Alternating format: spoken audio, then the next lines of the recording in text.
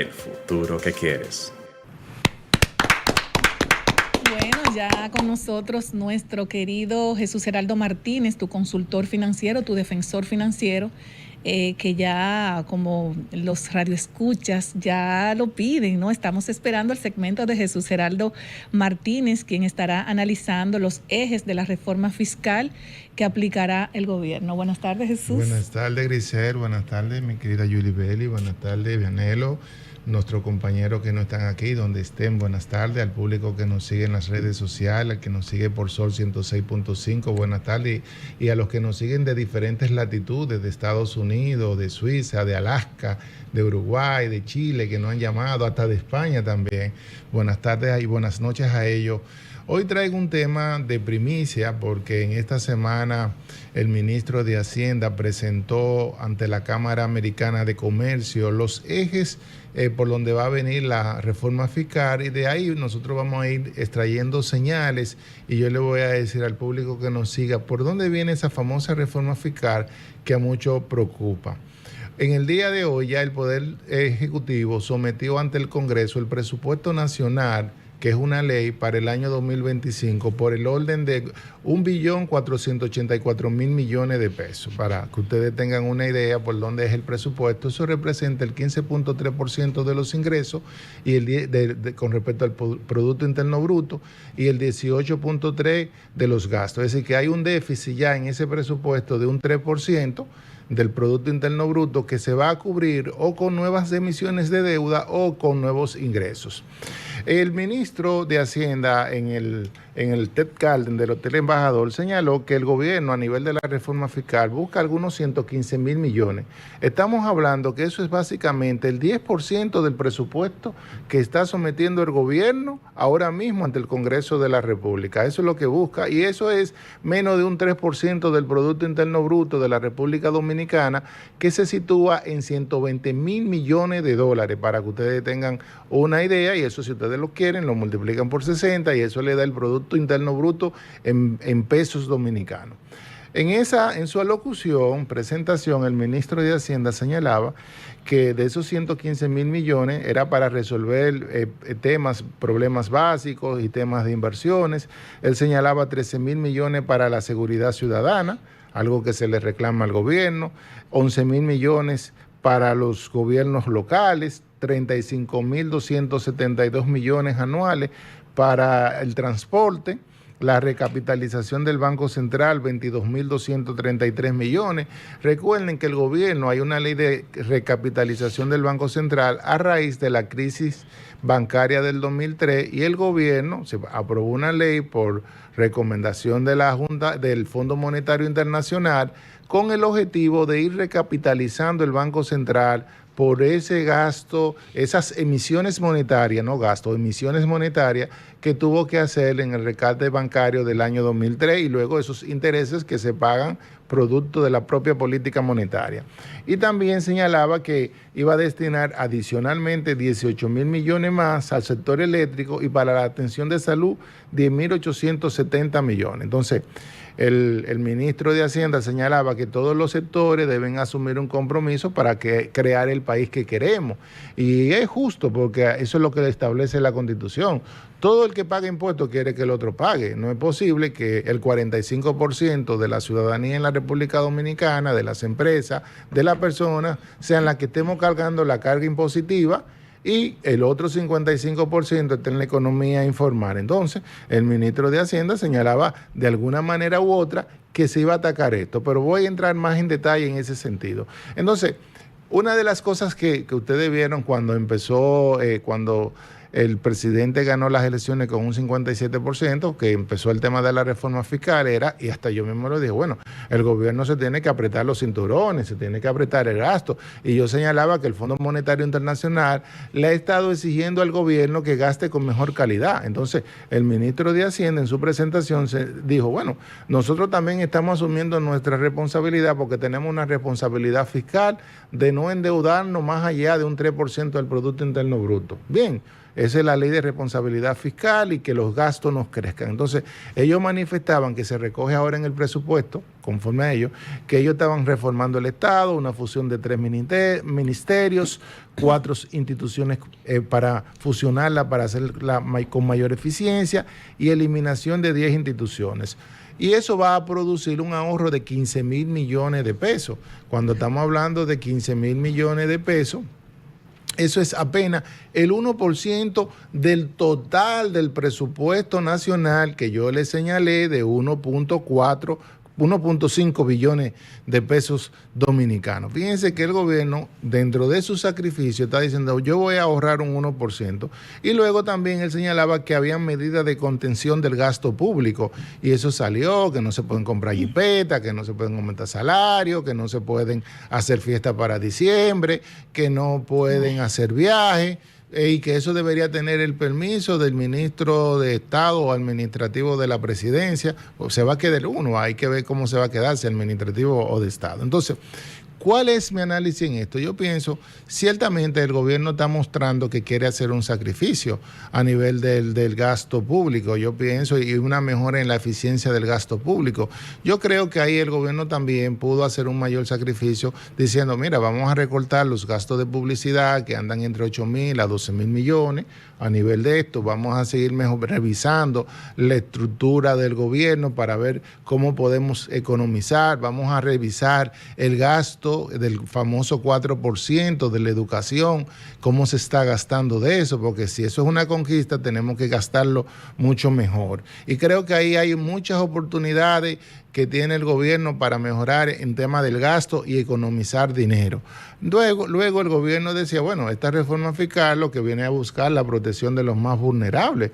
Ustedes saben que una de las funciones del Estado, aparte del desarrollo, crear infraestructura y las bases para el desarrollo, es la protección de los más vulnerables. Es una función del Estado constitucional. Entonces, él decía, dentro de que se iba a atacar de frente la evasión y la elusión fiscal. La evasión es que tú te quedes con el ITEVI. Yo en estos días fui a una tienda a comprar unos lentes, oye, no me quieren dar mi número de comprobante fiscal. Y digo, mira, si tú no me das mi número de comprobante fiscal, voy mañana yo a la DGI. Y yo creo que la DGI tiene que hacer como unos tipos de concursos, buscarse algunos asesores de que las personas exijamos el número de comprobante electrónico, la factura, tu número de comprobante fiscal, porque hay negocios que en teoría parecen formales y no te quieren entregar tu número de consumidor, ni el del final, ni el de fiscal, ni el de consumidor final. Entonces, entrégame mi documento. Y la ilusión tiene que ver con aquellos que no quieren pagar. Es decir, unos se quieren quedar con el dinero que pagamos y otros no quieren pagar, que son los informales. Entonces, el ministro, eso dijo que va a haber y eso debería ser así, señores, sobre todo con el 55% de lo que no pagan. Y aquellos que se estén quedando, eso va a mejorar porque, como ustedes saben, ya el año que viene la facturación electrónica va a entrar y eso va a permitir que sea la propia DGI, a través del sistema de la DGI, que le dé el número del comprobante fiscal electrónico. Y eso va a ayudar mucho a mejorar la evasión de impuestos. Entonces, él señalaba los 4 ejes. Los 4 ejes son garantizar la protección social, la inversión pública y gastos prioritarios, las reglas claras e iguales para todos. Él entiende que todos tenemos que pagar impuestos y puede empezar a detallar y simplificar y modernizar el sistema tributario. Entonces, en el primer eje, que él decía que recaudar más para la protección social, él decía la mayoría de los efectos de la reforma fiscal sobre la población más vulnerable son positivos. Sin embargo, algunas de las medidas que afectan a la población de mayores ingresos también tienen efectos sobre las personas de bajos ingresos. Aumentaremos el alcance de los programas sociales para mitigar cualquier efecto negativo. ¿Qué está señalando el ministro de Hacienda? Que dice, mira, los más vulnerables el gobierno los va a proteger. Sin embargo, hay algunos que están por encima de esos más vulnerables, de los más quizás con menos ingresos, que van a ser afectados. Al final, siempre una reforma fiscal la carga la clase media. Es porque lo que tiene más pueden traspasar esos impuestos hacia otros. ¿Qué aquí importante señalar? Independientemente, la reforma fiscal va a traer aumento de precios y eso va a traer inflación en la República Dominicana y eso puede traer hasta una disminución de los ingresos. Cuando yo tengo que pagar más impuestos del dinero que yo tengo, me están quitando capacidad de pago. Entonces, ¿qué significa eso? Que eso va a traer no solamente aumento de precios, sino que menor demanda, y eso puede tener en el corto plazo una contracción de la economía, y eso hay que también, y deben ponderarlo eso, que eso es lo que puede traer una reforma fiscal, porque si tú destinabas 10 para acá y ahora tienes que pagar 11, tú dices, bueno, yo voy a consumir menos o simplemente voy a buscar algo sustituto, voy a dejar de consumir eso, para que ustedes sepan. Entonces, eso no solamente va a afectar, eso va a afectar a todo el mundo, porque eso va a traer de alguna forma u otra inflación, el aumento de los impuestos, porque eso se le va a traspasar al final al consumidor final. Luego él decía, un programa de inversión pública, y él decía que en la República Dominicana la infraestructura es de la más baja en América Latina, y señalaba que en República Dominicana apenas el 2.7% del Producto Interno Bruto que se gasta, el 3.1% es el promedio de América Latina, y la meta para República Dominicana es un 5%. Eso suena música porque eso es desarrollo para la República Dominicana. Sin embargo, si ustedes recuerdan, una de las críticas que le ha hecho la oposición al gobierno del presidente Luis Abinader es que ha sido el gobierno que ha gastado menos en gasto público, menos en infraestructura pública. Entonces, es en inversiones públicas, en infraestructura, en desarrollo de grandes avenidas, de grandes obras, y es positivo porque por lo menos lo que veremos es que en estos 4 años el gobierno pretende desarrollar el país por las 4 esquinas si cumple con esa meta de destinar el 5% del Producto Interno Bruto. Estamos hablando que si yo le dije que son 120,000 millones, eso estamos hablando 5 por 2, 20, que estamos de casi 7,000 millones de pesos dominicanos, de 7,000 millones de dólares, 7 por 6, 460 millones, 462,000 millones de pesos dominicanos en infraestructura pública. Eso sería reconstruir el país por todos los lados. Y ojalá lo puedan lograr y que eso sea una promesa que se pueda cumplir. Luego decía en el tercer eje, reglas claras e iguales para todo y perseguir la evasión fiscal. Con los ajustes tributarios que estamos proponiendo, señalaba, no aseguraremos de que todas las empresas compitan en igualdad de condiciones. Vamos a eliminar las distorsiones y privilegios que crean inequidades entre contribuyentes. Y entonces, en eso, él señalaba, ¿cuál era la característica del sistema tributario? Proliferación de diversas leyes e incentivos. Eso es cierto, yo espero, eso va a afectar mucho, porque entonces todos esos incentivos que tiene el sector turismo, que no pagan impuestos en muchas propiedades, que tiene zona franca, los yates que se aprobaron sí, el año pasado, que a mí me llamó la atención, como yo le voy a dar 20 años, 30 años a una gente que está trayendo un yate y a una señora que necesita una medicina para vivir, entonces yo le voy a cobrar impuestos o yo le voy a poner un impuesto a la comida, a algo diferente de ella. Entonces uno dice, óyeme, aquí hay un problema. Entonces, ojalá que, y también hay incentivos de subsidios a combustible también. Y entonces él señalaba que cuando él llegó a esa posición, que él se enteró de tantos subsidios que había y de tantos incentivos que él no lo podía creer. Bueno, pues qué bueno, porque lo eliminen. Es decir, porque eso es crear competencia. Es decir, los subsidios deben ser a nivel económico, los subsidios, las ayudas deben ser focalizadas hacia los más vulnerables, no a lo que tienen. Lo que pueden pagar, que paguen. Entonces, correcto, vamos a eliminar esos incentivos a eso. Eso va a ser una lucha entre el empresariado y el gobierno, porque el gobierno ya el empresariado dijo, mire, aquí no hay que aumentar impuestos, si usted quiere aumentar los ingresos, fájese a cobrar el 35% y póngale impuestos a los sectores que no pagan. Él decía también que habían excepciones generalizadas del ITEVI a productos y servicios. Eso es discutible. Yo entiendo que sí, los servicios digitales tienen que pagar ITEVI, esas compras por Amazon, yo estoy de acuerdo que no sea $200, sino que todo pague ITEVI, porque hay mucha gente que fracciona. Ahí también estoy de acuerdo que si usted va a un show ahora mismo al Teatro Nacional, usted no paga un ITEVI.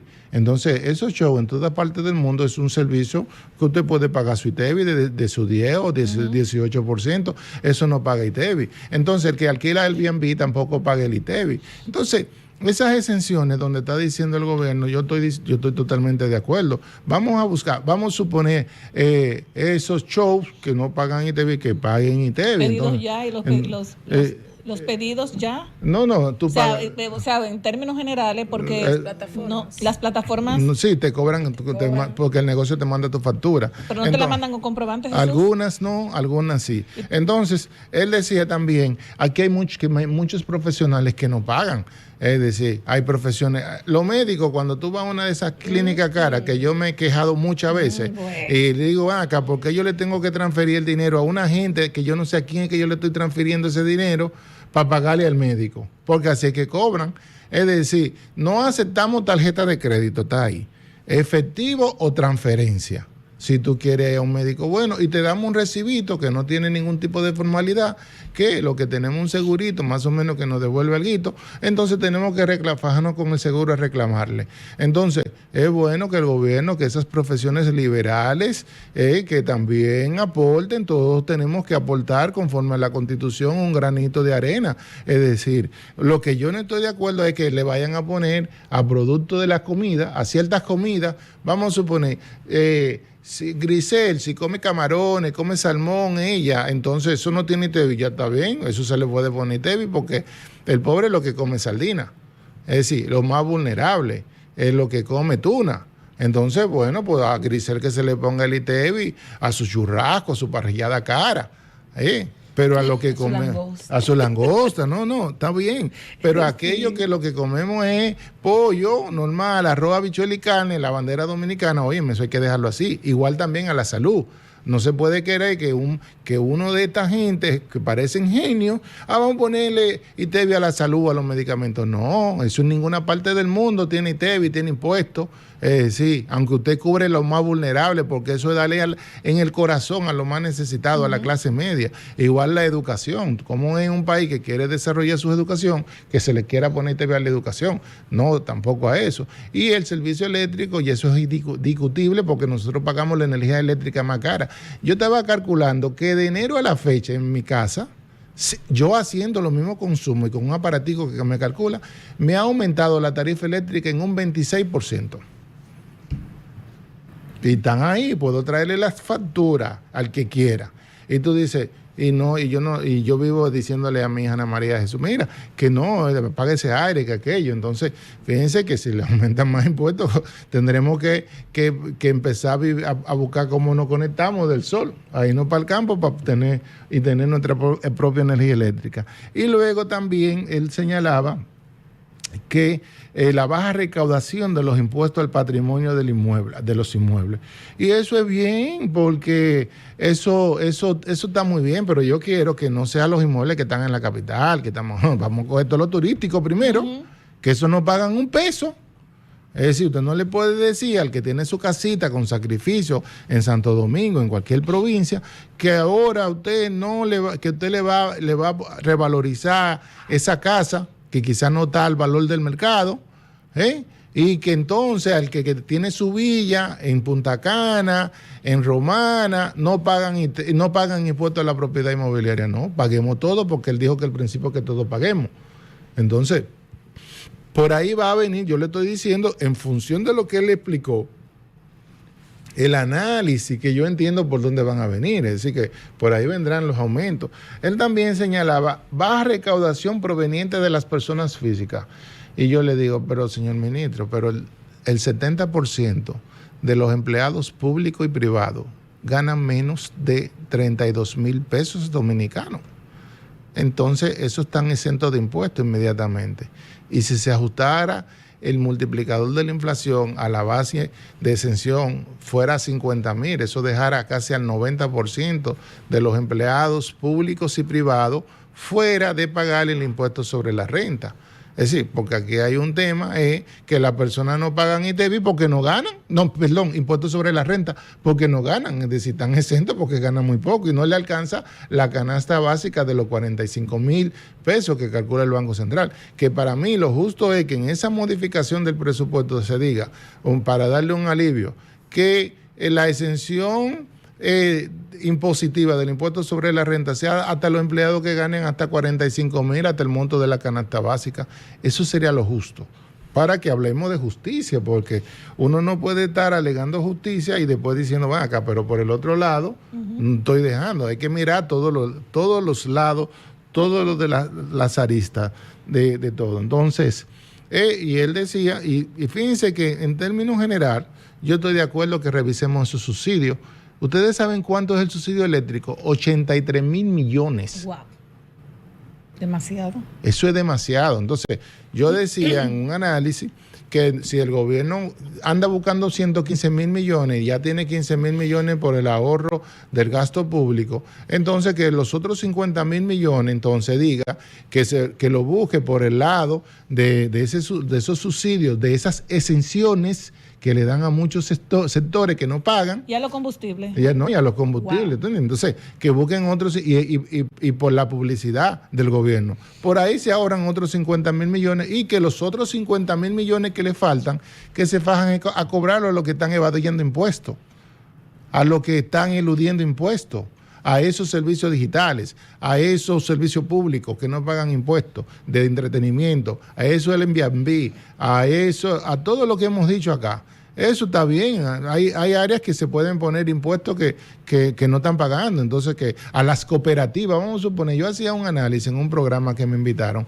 sí. Las cooperativas representan el 7% o el 6% del Producto Interno Bruto, cuando ellos quieren que lo suban dicen el 7%, pero cuando quieren que lo bajen dicen el 5%, entonces sí, para ponerse más chiquito, pero eso es un 7%, y hay 2,000 cooperativas en la República Dominicana, cuando solamente la Superintendencia de Bancos tiene 44 entidades para supervisar.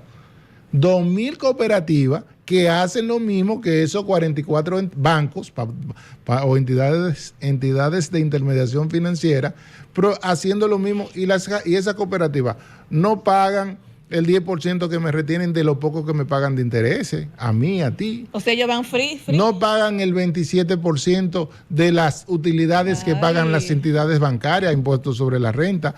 No pagan el 10% de cuando se va a distribuir los dividendos, cuando aparte del 27% le cobran un 10% cuando van a distribuir los dividendos.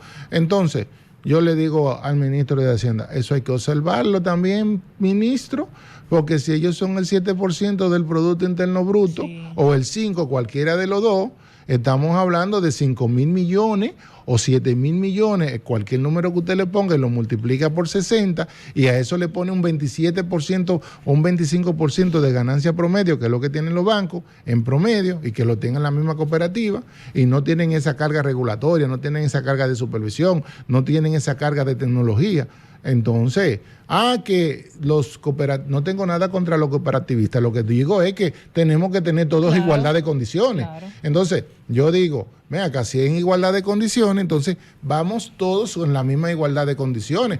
Que el ahorro, pero yo estoy ahorrando en el sector financiero formal. Es decir, lo que ahorran por cooperativa tienen que igual pagar. Claro, podemos hacer las excepciones para aquellas cooperativas que son cerradas y que tienen un fin específico, pero no a esas cooperativas que se llaman cooperativas de ahorros y créditos abiertas y servicios múltiples, que hacen más hasta que los bancos de ahorros y crédito, porque los bancos y que las asociaciones, porque los bancos de ahorro y crédito no pueden hacer transacciones en dólares, ellos pueden hacer transacciones lo que le dé la gana. Entonces, a ese sector hay que ponerle sus impuestos también para que todos paguemos. A esos 2,000 negocios que representan el 7%. Entonces, hoy en esta semana sale una publicación de 18 que representan un grupo pequeño que tienen 167,000 millones. Yo le digo, yo estoy de acuerdo con que apoyemos ese sector, pero que si todos vamos a pagar, que todos paguemos. Claro. Entonces, otro punto que señalaba el ministro era modernizar el sistema tributario. Y él decía, para mejorar la recaudación tributaria y acercarla a los niveles de otros países de la región, es esencial llevar a cabo una reforma integral para aumentar la recaudación, reducir la evasión y hacer el sistema más accesible para los contribuyentes. Y esta debe enfocarse en reforzar la administración tributaria para reducir el fraude y la evasión, ampliar la base impositiva y reducir los niveles de informalidad, simplificar el régimen tributario y garantizar la eficiencia y aumentar la progresividad y equidad del sistema. ¿Qué significa aumentar la progresividad? y equidad del sistema. La progresividad es que aquel que progrese, yo le voy a cobrar más impuestos. Tan sencillo como eso en lenguaje llano. Es decir, se castiga el progreso en cualquier parte del mundo. Es así, porque eso es así. En lo que más tienen que pagar más. Tan sencillo como eso. Eso es lo que significa la progresividad, y la equidad significa que el gobierno cobra impuestos, entonces a los que menos tienen le quita lo que más tienen, a los que menos tienen le da para ayudarlo, para hacerlo más equitativo. Eso es lo que significa. Igual también decía, simplificar el régimen tributario. Hay muchos impuestecitos, muchas cositas chiquitas. Todas esas cosas hay que eliminarlas. Sí. Yo estoy de acuerdo, que nos concentremos en los impuestos que realmente son los que le generan los ingresos al gobierno. ¿Cuáles son esos impuestos? El impuesto sobre la renta, el ITEVI, los diferentes selectivos que hay, de los combustibles, etcétera, y luego el impuesto a la propiedad. Ahí es que se concentra el mayor grueso de los ingresos del gobierno a nivel, y de los ingresos aduanales también, que son parte, pero la DGI tiene un gran peso, pero se van a fusionar esas dos direcciones conforme a lo que ha dicho el gobierno. Entonces, fíjense, señores, también él señalaba los niveles de informalidad. Ahí va a ser algo muy difícil, porque ahí es que se genera en la informalidad el 60% de los empleos en la República Dominicana que no pagan impuestos, que no pagan eso. Entonces, ahí hay un tema fuerte, cómo se va a atacar esa informalidad. No es solamente a los chinos. Hay muchos negocios que usted va en muchas plazas que son informales, que quieren por transferencia, no acepta tarjeta de crédito. Desde que usted ve un negocio que le dice que es por transferencia, no acepta tarjeta de crédito o en efectivo, eso ahí hay un problema. Y luego le quiere dar que yo te mando la factura mañana y nunca la manda, y luego se te olvidó y ya tú no tienes la factura. Nunca la manda. Jesús, tú sabes que hay una persona que conozco que fue a una plaza comercial muy exclusiva del país a comprar una prenda. Esa es rica. Una prenda, creo que algunos $6,000. Cuando ella pide un comprobante fiscal, la plaza le dice que ellos tienen ley de zona franca y que no le pueden dar el comprobante. Pero el hecho de que tengan zona franca no quiere decir. Así le dijeron. Pero localizado en la capital. En una plaza exclusiva. Ellos le dijeron que tienen ley de zona franca y que no le pueden dar un comprobante fiscal. Entonces yo no entiendo esa parte. Mira, el director de Impuestos Internos, que me parece, y siempre lo he dicho, que ha hecho un buen trabajo y está realizando así, calladito, sin mucho bulto, está realizando un buen trabajo, un excelente trabajo.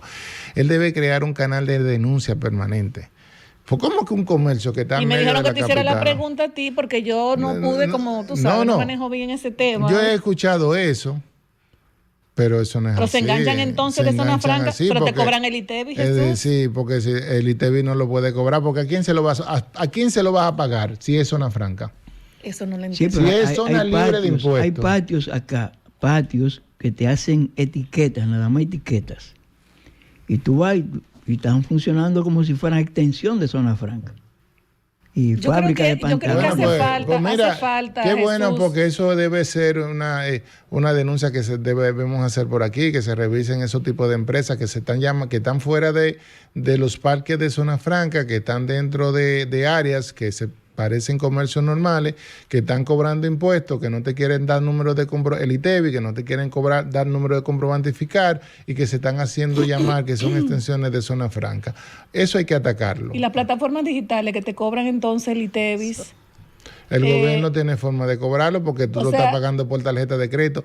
Mientras tú pagues por tarjeta de crédito, el gobierno tiene forma de cobrar esos, porque ya esas empresas de acreencias, como son agentes de retención, tienen que retener y pagar esa parte a la DGI. Sobre todo porque la intención es que los bienes y servicios que se produzan se exporten. Para eso es la exención que le atribuye la ley. Si tú lo estás entregando en territorio dominicano, inmediatamente sale del ámbito de la ley. Y si te están cobrando el ITEVI, porque si tú me dices a mí que tú eres zona franca y no me cobro impuestos, entonces yo te digo, muy bien, yo me quedo tranquilo.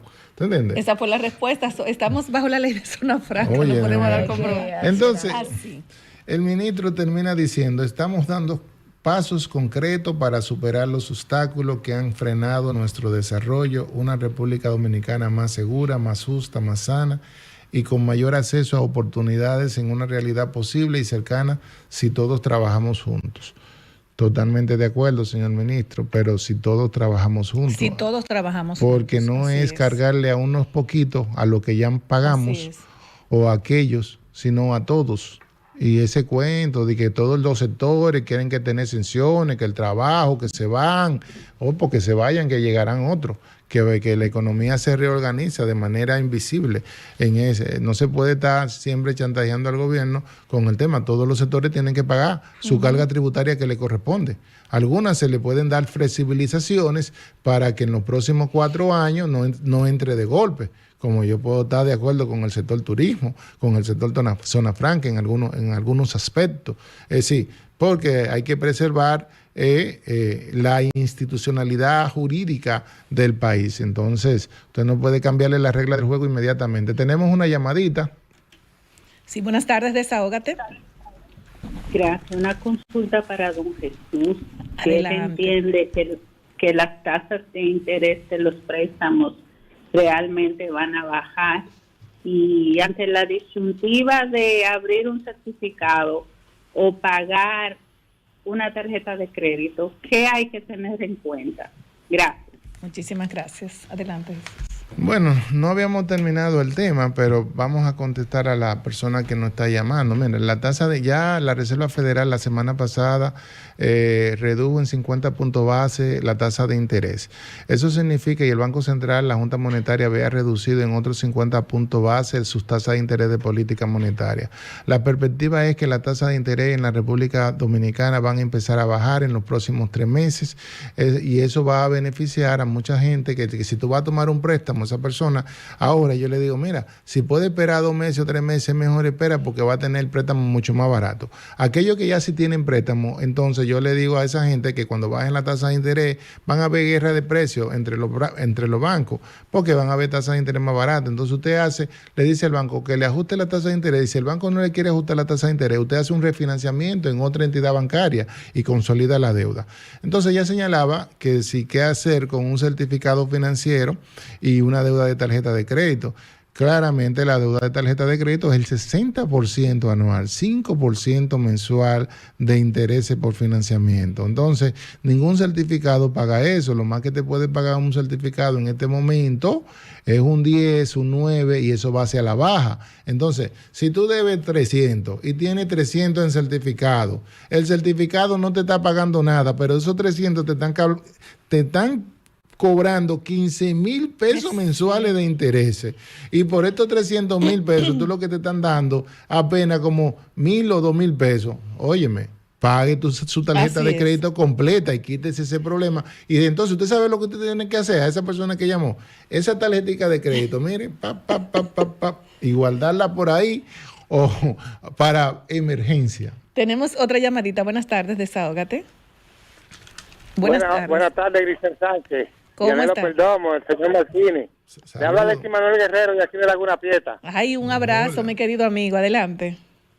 ¿Cómo están ustedes? Me siento bien. Ahora fue que pude sintonizar porque la luz aquí, ya usted sabe. Fíjate, yo quisiera saber un punto. 2 punticos primero. Uno es para Jesús, pero este primero es hacerle un llamado al jefe de la policía, porque el jefe de la policía tiene que intervenir en esto aquí, por la sencilla razón de que hay un ladrón formando una banda y una cosa, y tiene los pasteleros, a los agricultores, a los granjeros, a todo el mundo en zozobra, robándole madera, zinc, lo que tengan, no pueden dejar la casa sola, les roban todo. Así que hacemos un llamado al jefe de la policía a ver si ponen en cintura al señor Gustavo, que es quien encabeza esa banda. Ahí está tu denuncia. La pregunta, Jesús.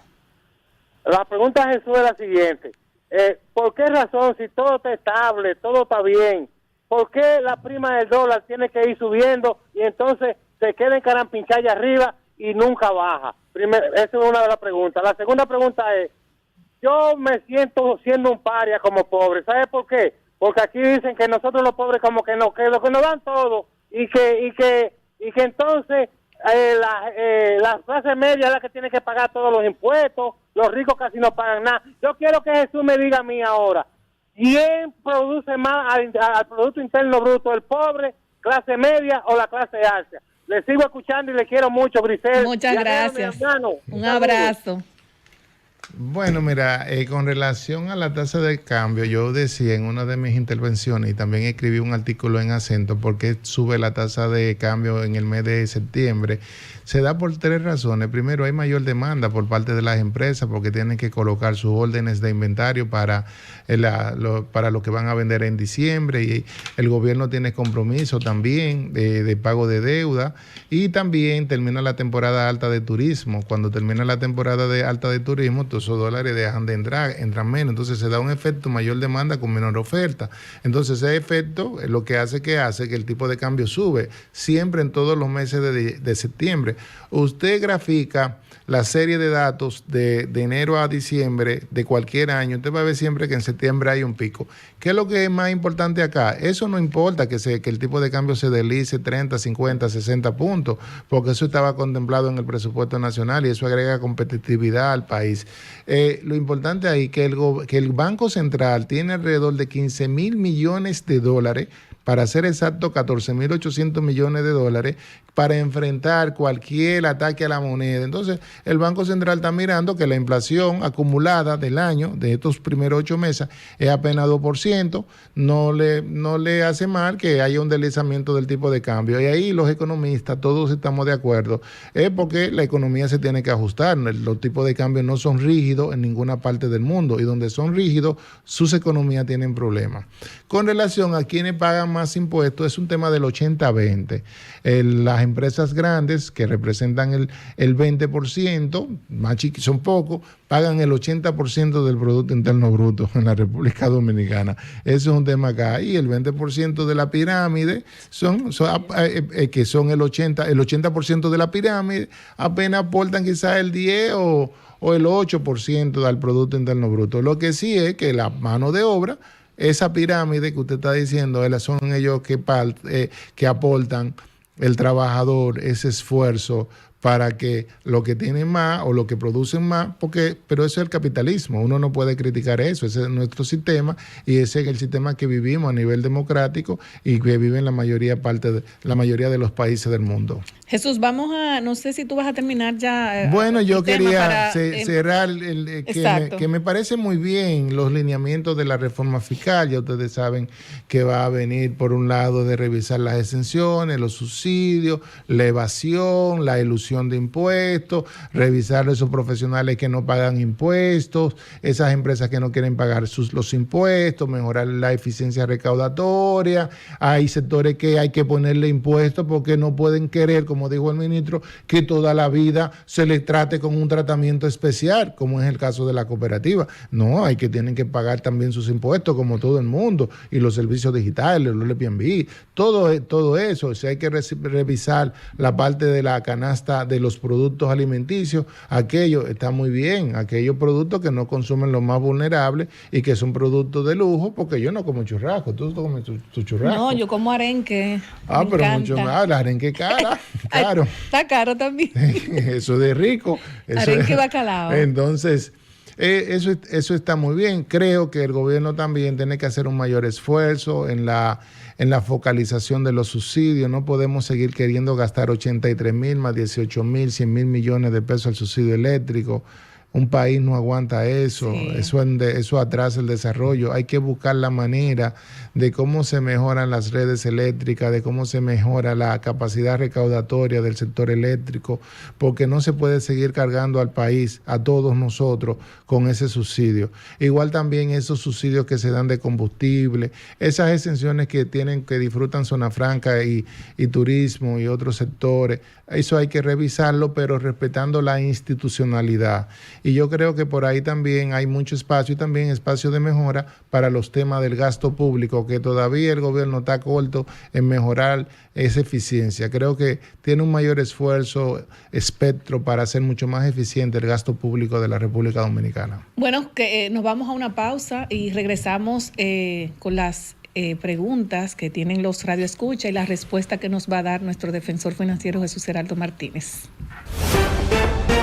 Estás escuchando Desahógate RD por Sol 106.5. Uno más que se va en rojo. Cuando eres un semáforo ves muchas cosas. Personas que no respetan el cruce de peatones, que no ceden el paso, que doblan donde hay un letrero de no doblar y saben que es incorrecto, pero simplemente dicen, eso se lo dejo a otro. Ese tal otro debe ser un excelente conductor, seguro del paso, respeta las señales de tránsito y no rebasa a nadie. Quisiera conocerlo.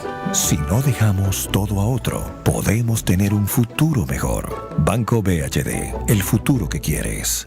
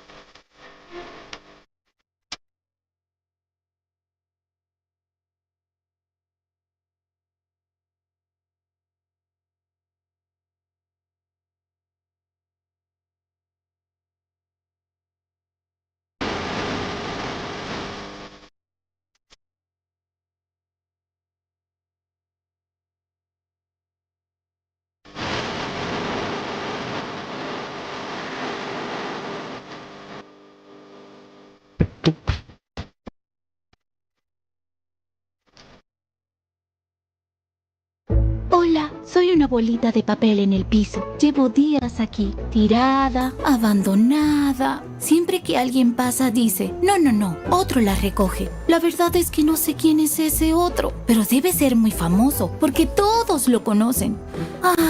No me queda más que esperar aquí a que otro me recoja y me lleve al zafacón. Si no dejamos todo a otro, podemos tener un futuro mejor. Banco BHD, el futuro que quieres. Desahógate, desahógate, desahógate, RD. Desahógate, desahógate, desahógate, RD. Ves una injusticia y la quieres denunciar, desahógate, RD, te queremos escuchar. Si de la justicia te sientes desamparado, desahógate, RD, será tu mejor aliado. Desahógate, desahógate, RD. Desahógate.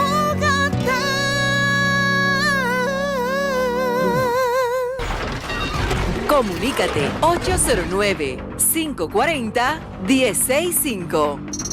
1-833-610-1065 desde los Estados Unidos. Sol 106.5, la más interactiva. Bueno, señores, vamos a entrar ya con la sesión de las preguntas, Jesús. Sí, que estamos en deuda. Vamos a hacer una parte hoy. Después para aprovechar la semana el que viene, tiempo. vamos, porque me gustaría comentarle un artículo que escribí en esta semana que quiero precisar unos puntos.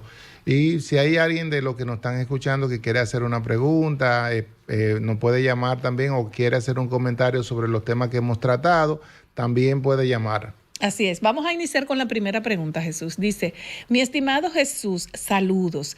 Pregunta si tengo cuenta mancomunada, ¿el banco puede embargarla?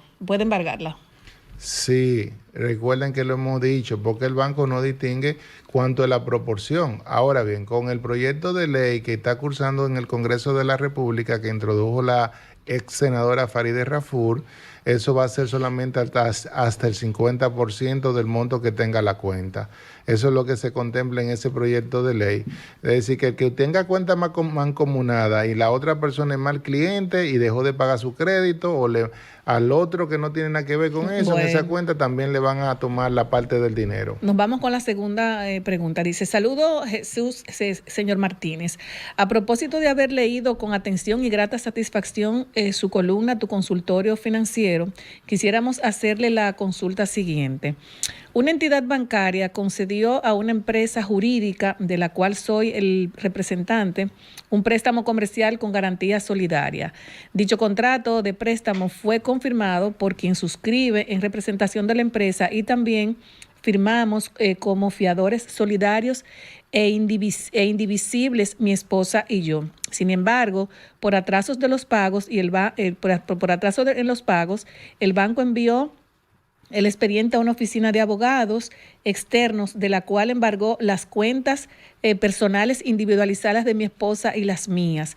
En este punto, la consulta es saber si esa oficina de abogados actuó de acuerdo a la ley y al derecho al embargar las cuentas personales mencionadas y, en caso contrario, cómo podríamos proceder frente a la institución bancaria que aceptó el embargo o retención de fondos. Mira, lo primero es que es garante, solidario, y fíjense que son los mismos dueños de la empresa, son los mismos dueños, son los que fueron garantes solidarios.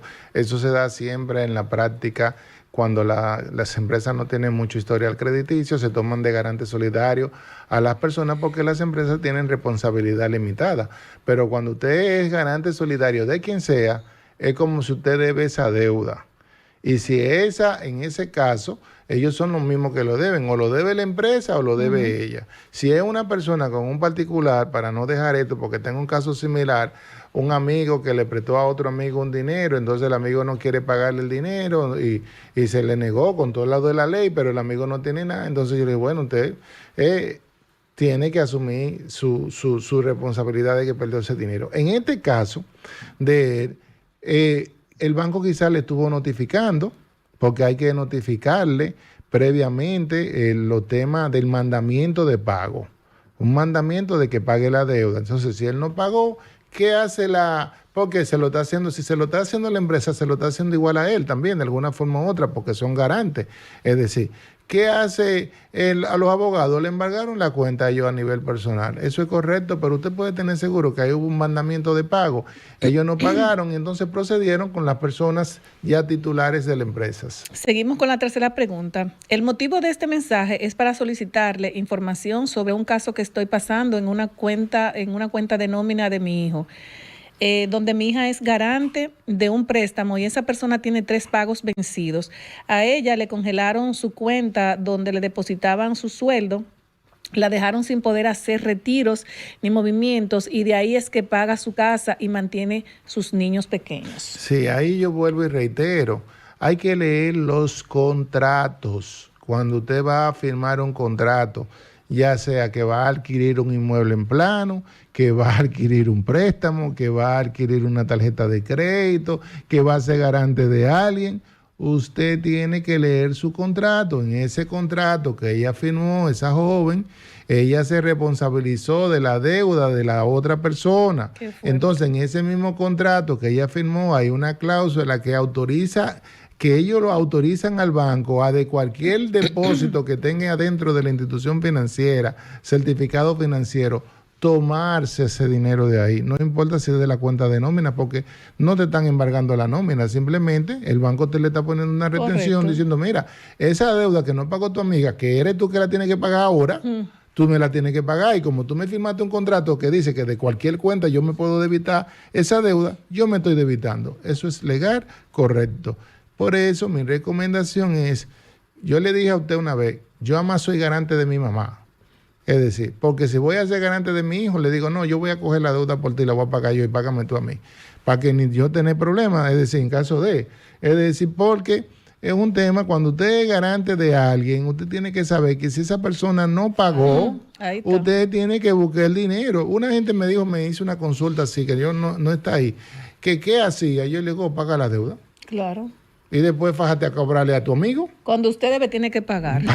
Porque tú eras a ti que te van a afectar. Así por eso le dieron el préstamo. ¿Usted sabe por qué le dan cuando usted es garante, le dan el préstamo a otro? Porque por la seguridad de la garantía de la otra persona. Porque usted como garante es el que va a pagar. Entonces tiene que asumir la responsabilidad. Así es. Seguimos con la siguiente pregunta. Dice, hola señor Jesús, bendiciones. Quiero hacerle una pregunta a usted para ver si me puede ayudar, ¿Cómo usted sabe de finanzas y economía? Resulta que tengo $70,000 en efectivo y no sé en qué invertirlo. ¿Cuál es la mejor inversión que se puede hacer en el país, República Dominicana?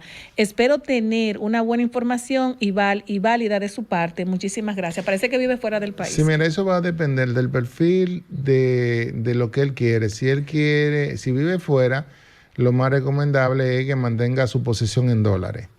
Si necesita pesos, si una gente mayor que me diga, mira, yo necesito pesos para yo vivir, yo le digo, pues cámbialo al 60,20, 60,30 y trata de colocarlo al 8 o al 9 a una tasa de interés que es lo que pagan, en un título del mercado de valores que puede conseguir un 10 o un 11 en este momento todavía, pero eso va a bajar, como ya yo le dije, porque igual como bajan la tasa de interés, primero bajan la pasiva más rápido. Entonces, a esa persona yo le digo, bueno, como el perfil tuyo se ve que vive fuera, entonces yo te digo, mantén la posición en dólares. ¿Cuáles son las opciones que tiene una persona primero? Bueno, si tú vas a necesitar el dinero en el corto plazo, ese dinero para hacer alguna inversión en un compra de un inmueble, entonces inviértelo en un certificado en dólares, en un fondo mutuo a 1 o 2 años, en el tiempo que tú lo vas a necesitar. Y si ves la oportunidad en una vivienda lista, que pueda comprarla de oportunidad y la puede alquilar en un 6% en dólares, que más o menos la rentabilidad de los inmuebles, entonces puede comprarse la vivienda lista, la propiedad, el inmueble listo, si le puede sacar provecho. Si no es tu prioridad, entonces lo mantiene en un certificado en título del valor, ya sea del mercado bancario o del mercado de valores, hasta que decida qué tú quieras hacer. Es decir, si eres una persona joven, entonces ya hay otro tipo de opciones que tienen más riesgos y tienen más rentabilidad que puedes explorar. Tenemos la última pregunta. Dice, ¿me podría decir cuándo se reúna el Banco Central o Superintendencia o organismo que baje los intereses bancarios? Lo digo porque la FED de Estados Unidos los bajó a un 0.5% y eso se podría reflejar aquí. Para uno es importante saberlo por los préstamos de consumo y demás. Creo que tú has hablado mucho. Bueno, ya hablé de ese tema cuando la persona que nos llamó con el tema de la tarjeta de crédito. Básicamente hay que esperar en los próximos meses. Ya también hasta la presidenta de la Asociación de Bancos Comerciales también señaló eso, sacó una publicación, yo vi en las redes sociales, en el periódico El Dinero, que también ella habló. Yo lo que le digo a las personas que si pueden tener paciencia, que tengan paciencia, porque las tasas de interés van a bajar. Y aquellos que se les renuevan sus tasas de que tienen colocaciones, que viven de su dinerito, que aprovechen y lo pongan en el más largo plazo que puedan, que no lo pongan a 90 días o a 180, que lo pongan un año y si pueden a 2 años, 2 años, para que garanticen esa tasa alta por un tiempo. Porque si lo ponen a 90 días, dentro de 90 días las tasas de interés van a estar más bajas. Bueno, Jesús, las redes sociales, Jesús, que ya no están haciendo Bueno, en mis redes sociales, Jesús Geraldo Martínez en Instagram, me pueden escribir directo, yo siempre contesto a todos, o por el WhatsApp, que tengo una línea para consultas gratuitas, 829-484-5555, y estos contenidos completos lo pueden ver en Sol 106.5 los lunes o los martes en mi canal de YouTube, Tu Consultorio Financiero. Bueno, muchísimas gracias, Jesús, Julie Belis, Vianelo Perdomo, a mi querido Romer, gracias, y nos vemos el próximo sábado. Un abrazo a todos, nuestra gente. Sol 106.5, la más interactiva.